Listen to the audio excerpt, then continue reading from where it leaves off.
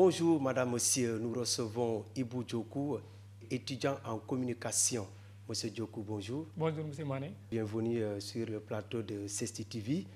Un an après sa réélection, Vieux Malang Cissé à la tête de la municipalité de Goudomp, quelle appréciation faites-vous de son bilan? Merci beaucoup Monsieur Mané pour cette pertinente question qui concerne Goudomp d'une manière particulière et notamment qui concerne la gestion communale et le regard en fait sur le bilan du maire actuel. Et je pense qu'après un an à la tête de la commune de Goudomp, le bilan qu'on peut tirer aujourd'hui est que c'est un bilan négatif. Négatif au regard de ce qui est en train d'être fait dans les autres communes. Je peux donner l'exemple de la commune de Tanap avec M. Léonce Djali. Je peux donner l'exemple de la commune de Simbani Brassou avec le Dr Côté. C'est ces maires qui sont en train de faire des choses de titan en fait. Et pour vous dire qu'aujourd'hui, tout n'est pas rose à Goudomp, tout ne fonctionne pas à Goudomp. Et il y a énormément de choses à consommer si on veut effectivement être sur la voie d'un développement affidé. Sans quoi, on restera toujours dans ce cercle vicieux qui ne nous permet pas aujourd'hui de s'épanouir en fait. Qu'est-ce qui est en train d'être fait dans ces communes et que le maire de Goudomp est loin d'exercer ça chez lui? En fait, il y a moult choses qui sont en train d'être faites dans ces communes-là aujourd'hui. J'ai toujours l'habitude de prendre l'exemple sur le maire de Tanaf en fait. Parce que lorsqu'il est arrivé à la tête de cette commune-là, nonobstant les problèmes qu'il a trouvés là-bas, mais rapidement, il s'est mis dans un chemin, il a déjà décliné d'une manière linéaire ses objectifs qui va lui permettre en quelque sorte de propulser cette commune-là qui avait énormément des enjeux. Et c'est le même cas avec le maire Côté.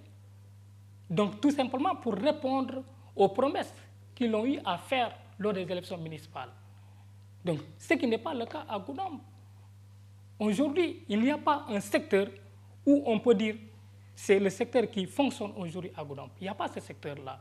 Donc pour montrer en quelque sorte la situation abscons que notre commune traverse aujourd'hui. Voilà.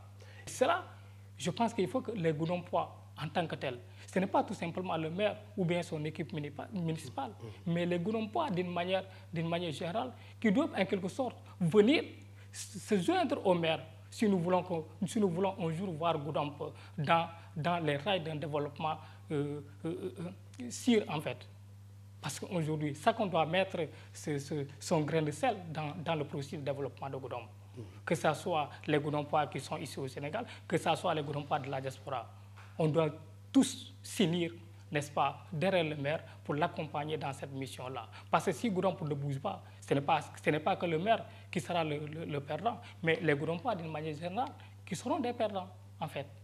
Donc, on doit s'unir autour de l'essentiel pour propulser Goudomp, en fait. Dans l'urgence, quels sont les secteurs à développer?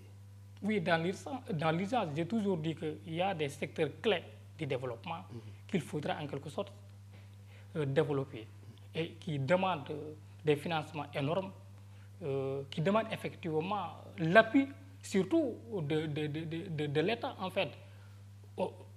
J'allais oublier ce point-là. Au-delà des problèmes dont fait face Goudomp, je pense qu'il y a une inégalité dans l'exécution des politiques publiques aujourd'hui. Quand vous voyez des programmes qui ont été mis en place par l'État, vous voyez que Goudomp ne bénéficie pas effectivement de ces programmes-là et ça pose problème. Donc on dirait que nous faisons face à un apartheid territorial en fait, alors que Goudomp fait partie intégrante du Sénégal et mérite effectivement les mêmes traitements que les autres communes du Sénégal. Mais malheureusement, ce n'est pas le cas. Ce n'est pas ce que nous constatons ici. Et pour revenir sur les secteurs qui sont, n'est-ce pas, source de développement et qui peut être en quelque sorte la quiddité du développement, je pense qu'il y a le secteur de l'éducation aujourd'hui qui souffre énormément et de Goudomp. Vous savez quelque chose. Il y a le secteur de la santé aujourd'hui. Allez-y au niveau de l'hôpital de Goudomp. Vous avez tout simplement des paracétamol. Merci, Monsieur Djokou, merci beaucoup d'avoir répondu à notre invitation. Madame, Monsieur, c'en est tout pour aujourd'hui. Merci de nous avoir suivis.